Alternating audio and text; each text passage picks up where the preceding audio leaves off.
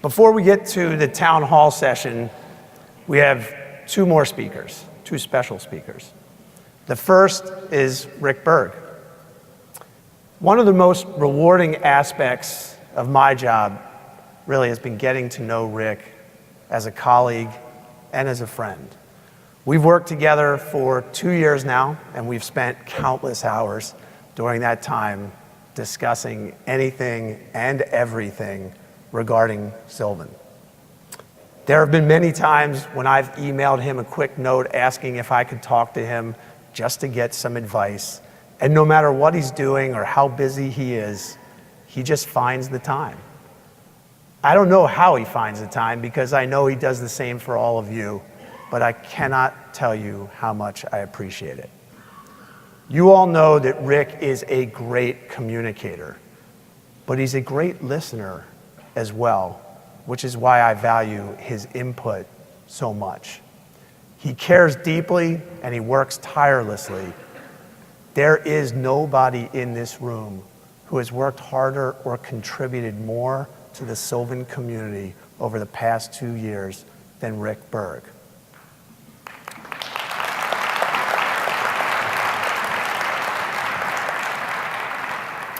He's the real deal, and he's a true leader.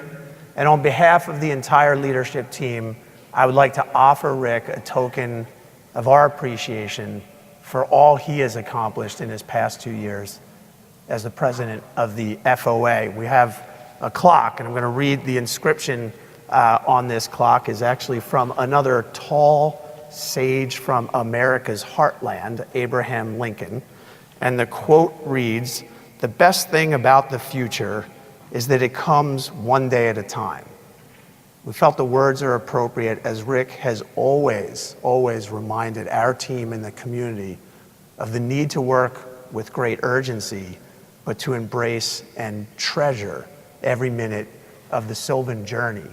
Please welcome and thank Rick Berg.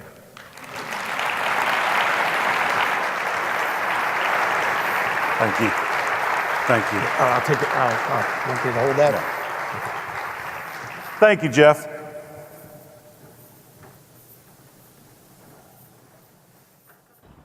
The world ain't all sunshine and rainbows.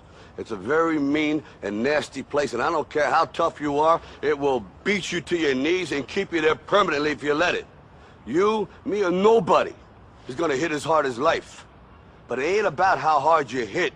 It's about how hard you can get hit and keep moving forward. How much you can take and keep moving forward. That's how winning is done.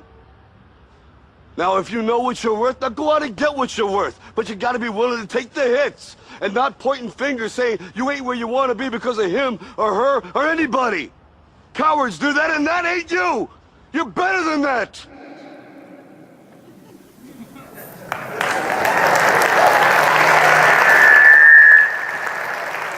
Well, we have taken some hits over the past several years, haven't we?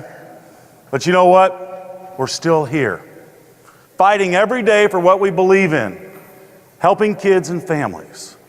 Today, when you read the newspaper, watch the news about our economy, our debt, European debt, wow, it kind of scares the hell out of you. I mean, I saw in the news last week that the economy is so bad that when Bill and Hillary travel, they share a room now.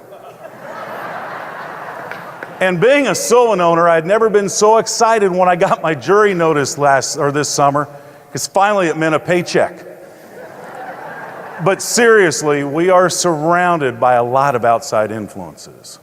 And many of us have let those outside influences affect our daily lives.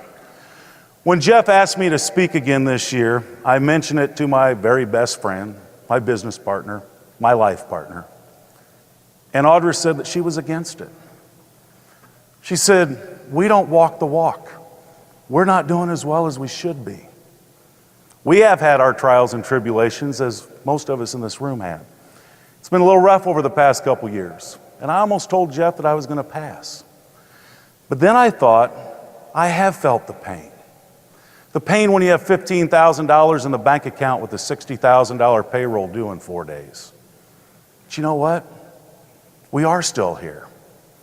And then I listened to many of you my fellow franchisees. And because of you, Audra and I are still here. I know there are people in this audience today that absolutely do not want to be at this conference.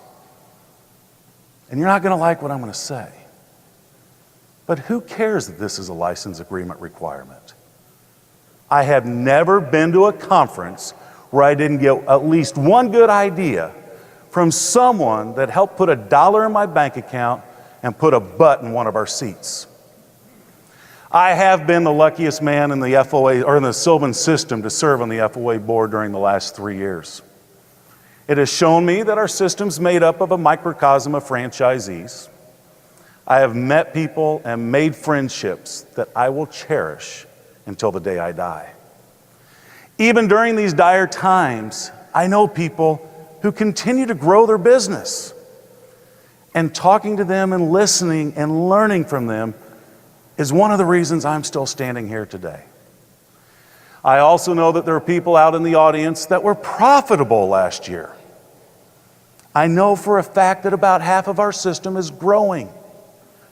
That means most likely the person you're sitting next to has figured out a way to stop the bleeding and started growing their business again. So I asked Audra during this debate if I should be standing on this stage today. What have we done to still be here? Why is half of our system growing? And then I had it figured out. The recession hasn't hit their area yet. They are an anomaly, a great Sylvan word.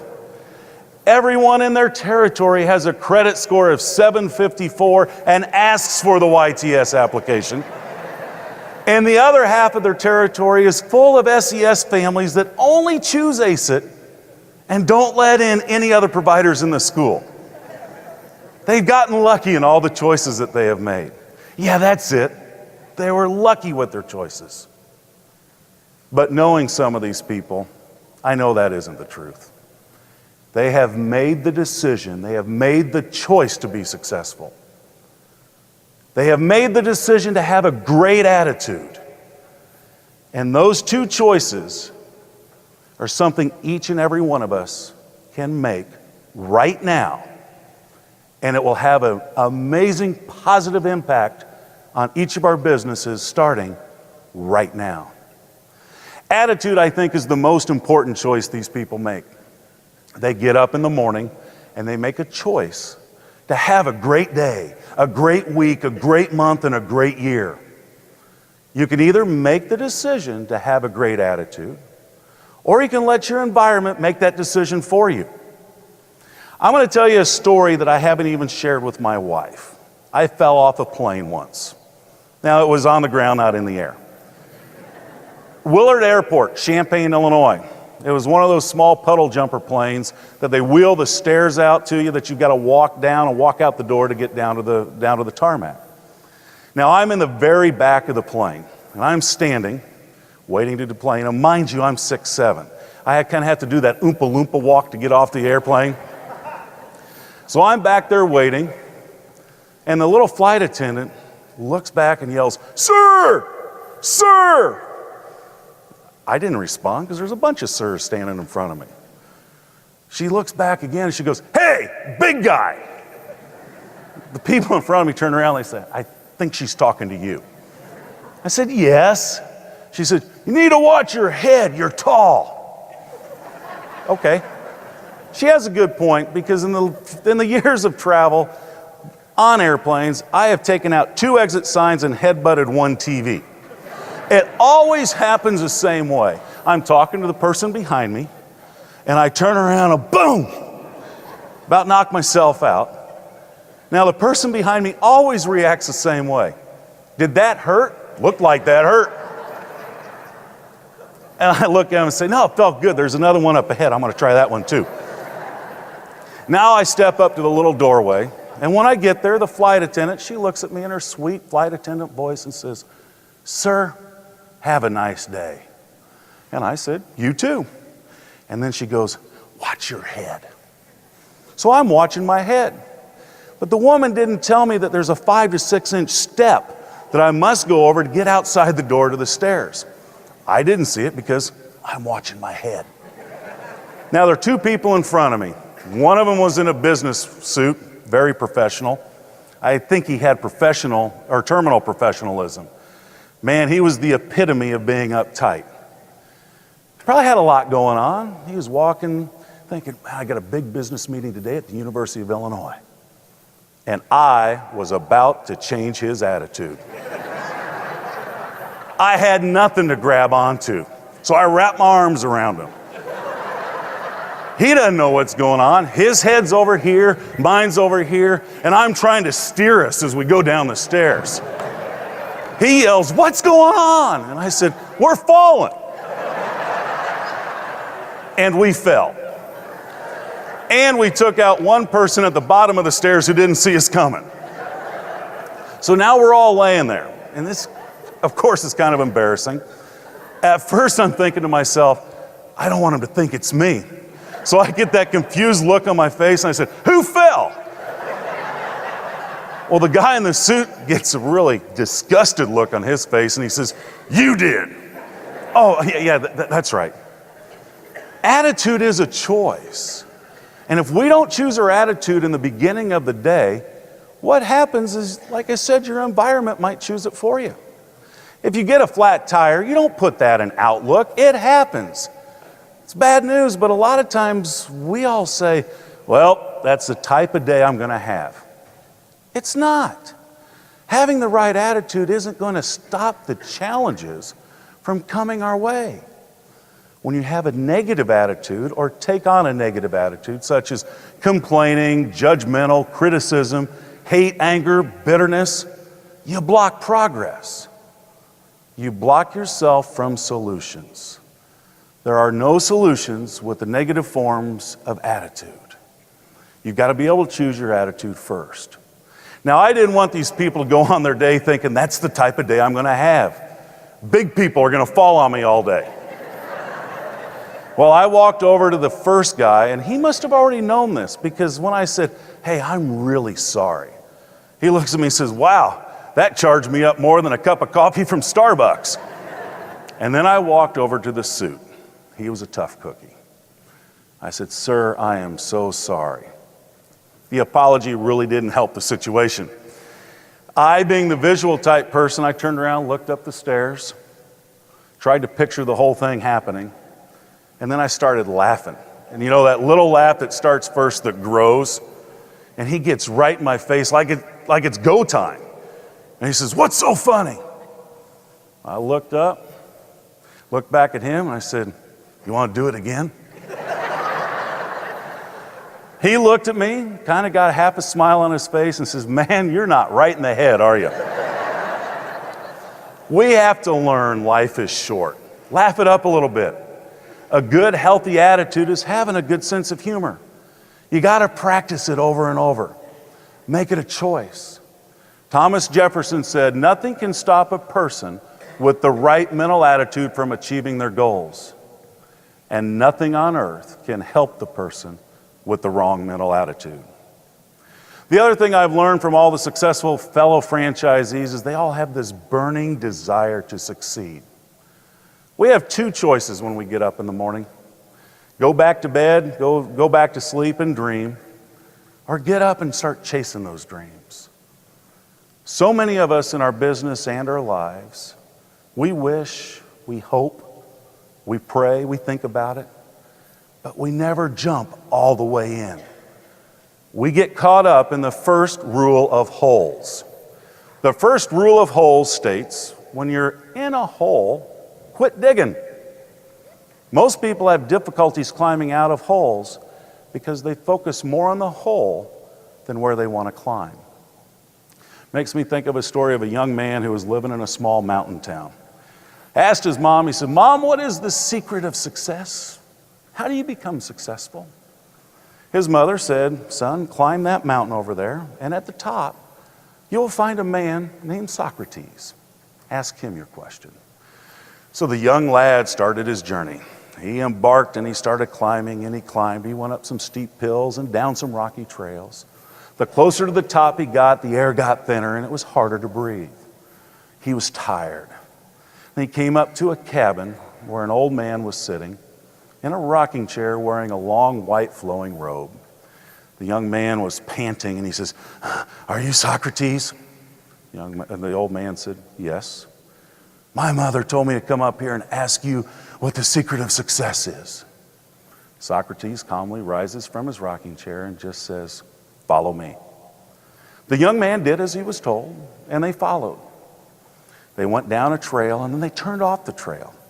They went through briars and stickers and thick brush. Then they came up to a lake and the young man says, "What does this have to do with finding the secret of success?" Socrates looked at him and said, "Follow me." The young lad followed him into the water, first up to his ankles, and he kept walking up to his knees, to his waist. The young man started getting a little nervous when it was about at his chest. Then it came to his neck.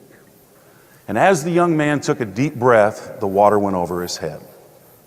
But he did as he was told. He kept walking. Now his chest is burning because he needed oxygen so bad, but he kept going. But then that need for oxygen overcame him, and he exploded up to the surface, gasping for air. Looked up, and Socrates was standing over on the bank of the lake. The lad kind of swam over, and he was panting, and he says, "Okay, what did this have to do with the secret of success? I walked up this godforsaken mountain. You trounced me and trudged me through these trails and these briars. I'm bleeding. You almost drowned me.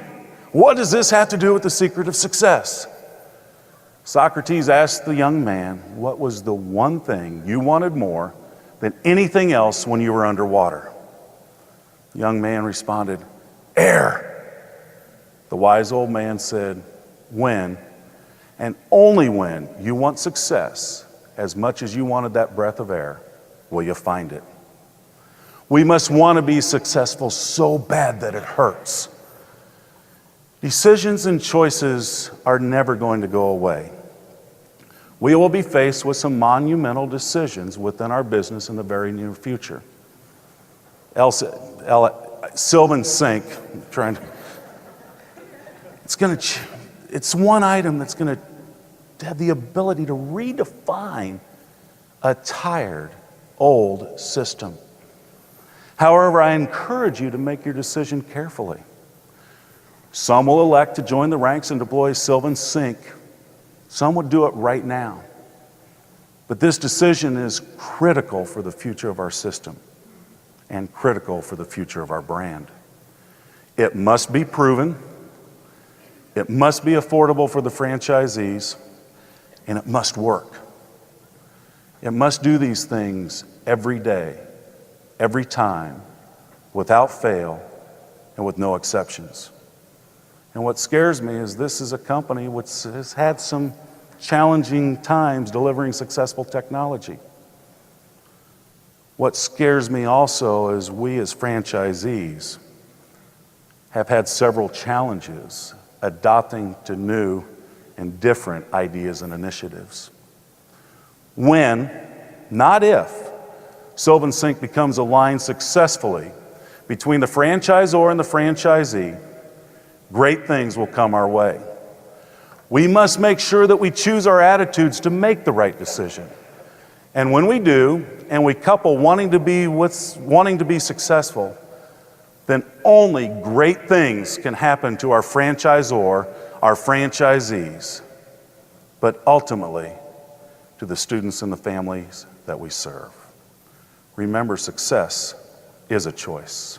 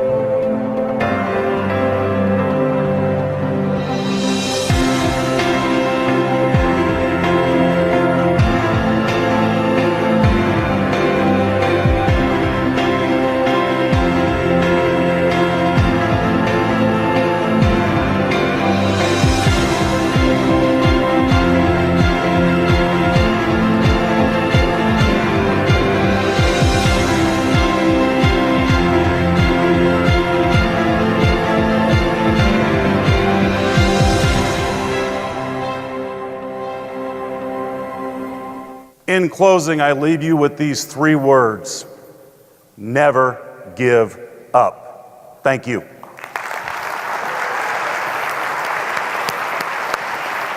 That's great. Thanks.